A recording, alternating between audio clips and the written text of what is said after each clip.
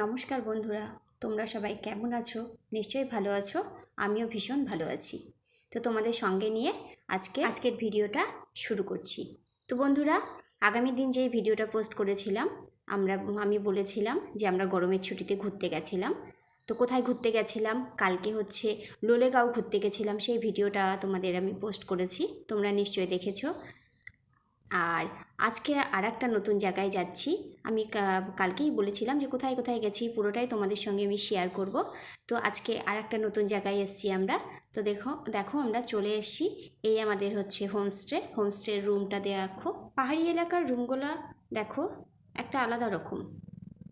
এগুলো কিন্তু পাকা, হ্যাঁ, ইট দিয়েই তৈরি করা, তার মধ্যে আবার কাঠ দিয়ে কারুকার্য করেছে।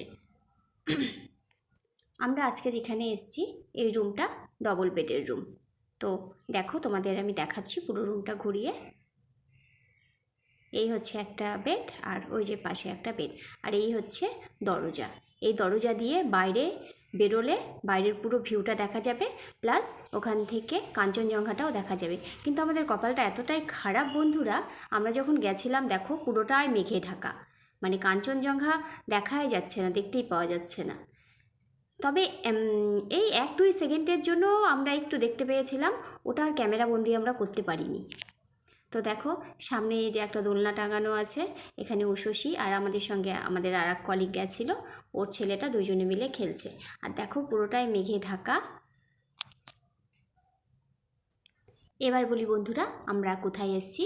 আমরা এসেছি কালিম্পং ডিস্ট্রিক্টের ঋষভ নামে একটি ছোট্ট গ্রামে। ঋষভে মানুষ আসেই কাঞ্চনজঙ্ঘাকে কাছ থেকে দেখবে বলে, কিন্তু আমাদের ভাগ্যটা এতটাই খারাপ। কিন্তু কাঞ্চনজঙ্ঘা আমরা দেখেছি দার্জিলিংয়ে যখন গেছিলাম, তখন সুন্দরভাবে দেখতে পেয়েছি, কিন্তু এবার এসে আর কাঞ্চনজঙ্ঘা আমাদের দেখা হলো না। সে যাই হোক, এবার আমরা চলে এসেছি ক্যান্টিনে খাওয়া দাওয়ার জন্য। আমরা করবো ব্রেকফাস্ট।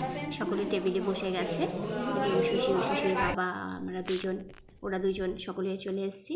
এবার চলে এসেছি আমরা মনেস্ট্রিতে। আমার ভিডিওগুলো কেমন লাগছে বন্ধুরা, অবশ্যই আমাকে কমেন্টে জানাবেন। আর ভিডিওগুলি যদি ভালো লাগে তাহলে লাইক এবং শেয়ার অবশ্যই করবেন।